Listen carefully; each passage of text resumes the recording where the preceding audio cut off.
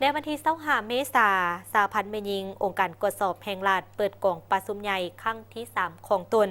โดยท่านนางธรรมาเพชรวิสัยเลขาคณะพรรคประธานคณะบริหารงานศูนย์กลางสหพันธ์แม่หญิงลาวท่านเปียงทวิศรเทพจันทร์ประธานองค์การกวดสอบแห่งรัฐตั้งหน้าองค์การจัดตั้งมหาชนพร้อมด้วยแขกถึกเชิญและผู้แทนสมบูรณ์เข้าร่วมภายหลังที่สหายนางตุลาบันพิมพ์สนคณะบริหารงานศูนย์กลางสหพันธ์แม่หญิงลาวประธานสหพันธ์แม่หญิงองค์การกวดสอบแห่งรัฐได้ผ่านบทสำรวจการนำพาของคณะบริหารงานสหพันธ์แม่หญิงองค์การกวดสอบแห่งรัฐแล้วสหายนางวงแสงปัญญาทิพย์รองประธานสหพันธ์แม่หญิงองค์การกวดสอบแห่งรัฐก็ได้ผ่านบริงานการเมืองทั้งสองภาคโดยตีราคาสูงต่อความพยายามและเอาใจใส่อย่างตั้งหน้าของบรรดาเอื้อนน้องแม่หญิงที่น้ำใหญ่ที่ย้ำใดก็สุ่มจิตสุ่มใจสติปัญญาและกำลังแห้งของตนเข้าในการปฏิบัติหน้าที่ที่ภาครัฐได้มอบหมายให้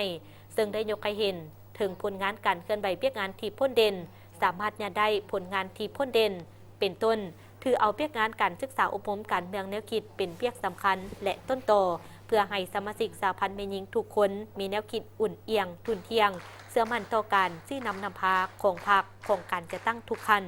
เอาใจใส่ปรับปรุงเปียกงานการจะตั้งสหพันธ์แม่หญิงให้นักแน่นเข้มแข็ง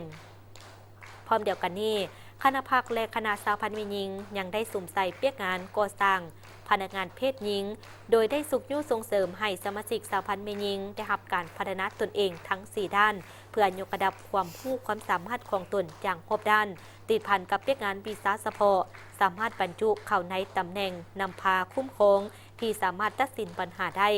พร้อมนี้ก็ได้วางคาดหมายสู่สนทิศทางรวมและทิศทางละเอียดใน5 ปีต่อหน้า 2025-2030 เป็นต้นสืบต่อเอาใจใส่ศึกษาอบรมการเมืองแนวคิดให้สมาชิกอย่างเป็นปกติ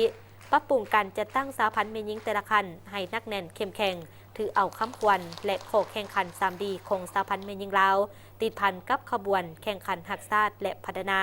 ส่งเสริมการปกป้องสิทธิและผลประโยชน์ของแม่หญิงเด็กน้อยเสริมขยายการร่วมมือกับประเทศเพื่อนมิตรและมีการสุกยู่ติดตามกวดกาประเมินผลอย่างเป็นปกติที่สหายประธานสหพันธ์แม่หญิงได้ขึ้นรายงานไปแล้วนั่น